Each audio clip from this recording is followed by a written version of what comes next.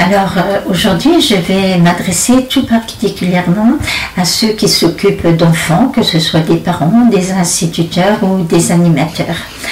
Alors je vais vous lire une petite expérience qui se trouve toujours dans le livre de José Delgado, où donc l'expérimentateur avait implanté des électrodes dans le cerveau d'un patient, et que ces électrodes stimulées provoquaient une flexion de la main droite.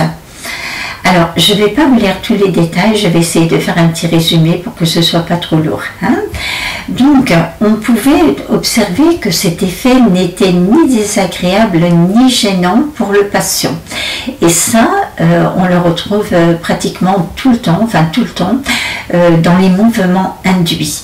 Il faut savoir qu'un mouvement induit ne va pas créer de perturbation émotionnelle, ce qui, évidemment, amplifie le potentiel de manipulation parce que la personne n'est pas gênée. Si on impose quelque chose de force à quelqu'un, la personne peut se dire bon, ça me plaît pas, je résiste pas, mais là c'est beaucoup plus sournois. Alors il n'était pas du tout effrayé par cela, et il disait: je sentais mon bras faible et comme étourdi.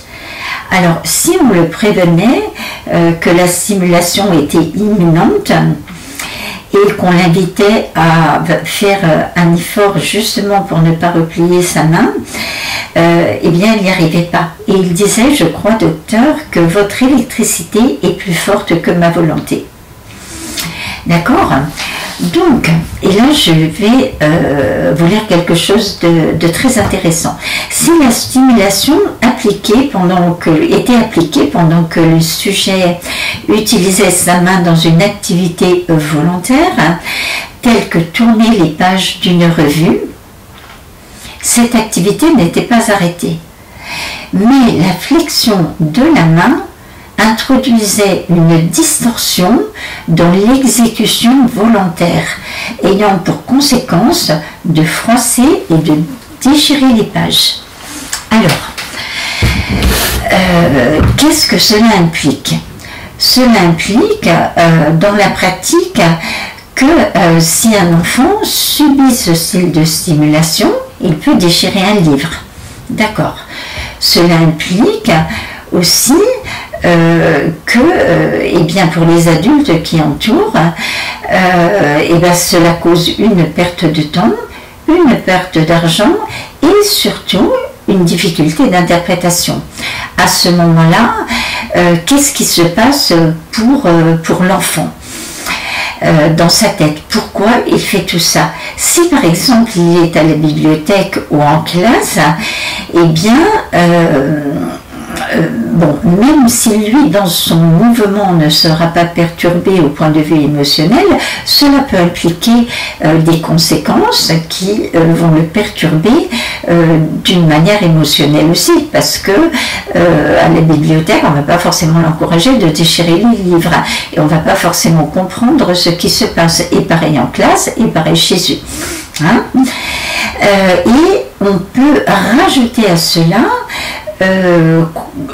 une interprétation qui peut être très destructrice à la fois pour lui et à la fois pour l'entourage. Si par exemple on peut proposer, eh bien c'est probable qu'il vous en veuille inconsciemment.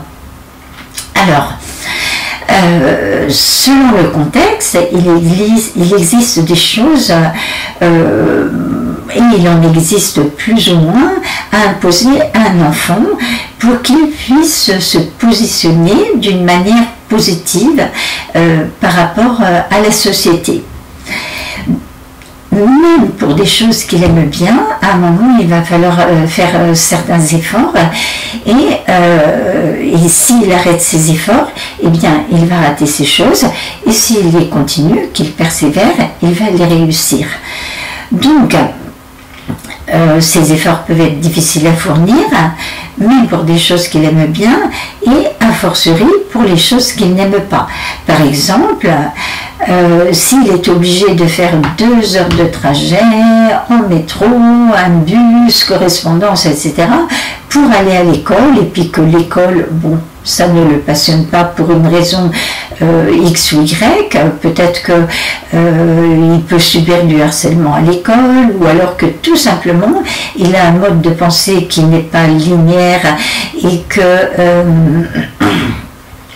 comment dire, la pédagogie n'est pas adaptée à sa manière de fonctionner, eh bien les parents sont quand même obligés de l'emmener à l'école, sinon ça peut le désocialiser. D'accord? Et si sur cette interprétation, les parents se retrouvent complètement culpabilisés à se dire ben maintenant notre enfant inconsciemment il nous en veut, bon alors qu'on fait juste ça pour qu'il se positionne correctement par rapport à son entourage, et bien cela peut entraîner une démission, surtout si ce sont des parents qui vivent eux-mêmes des difficultés sociales, hein, en fragilité sociale, alors que normalement ils auraient dû tenir. Alors ce que je vous propose à ce moment-là, c'est de quand même tenir.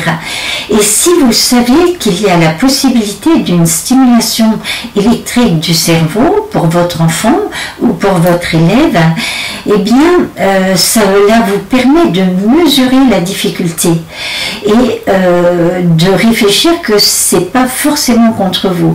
À partir du moment où vous savez que c'est pas forcément contre vous, eh bien, ça n'empêche que la difficulté reste quand même pas complètement entière, hein, mais reste difficile à résoudre, hein, parce que si cet enfant froisse des livres ou des revues ou des bouts de papier ou ses copies, eh bien il faut quand même trouver des solutions.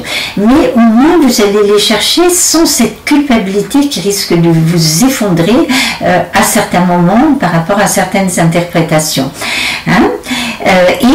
Si votre enfant est suffisamment mûr, eh bien peut-être que vous pouvez établir avec lui une coopération éclairée par rapport à ces événements.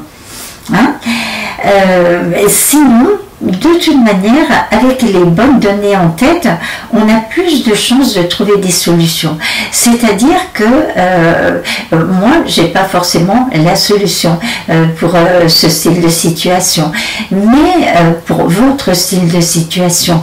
Mais peut-être et certainement que vous allez les trouver avec des bonnes données en tête.